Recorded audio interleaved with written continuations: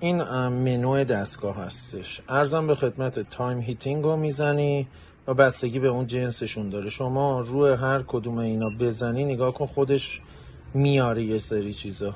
میتونی تایم بدی، دما رو بدی، همه چی رو تغییر بدی. بعد میخوای اوکی بشه هیتینگ استارت رو میزنی که دستگاه شروع میکنه به کار.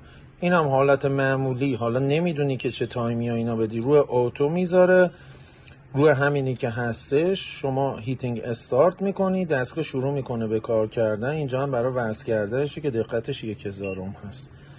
ارزم به خدمت اینم لتس رکوردش و هیستوری رکورد، رکورد قدیمیش هستش. این آخرین رکوردش هستش. اینم قدیمی ترین رکوردهایی که حالا چیزی سیو نشده از قدیم بخوام داشته باشم.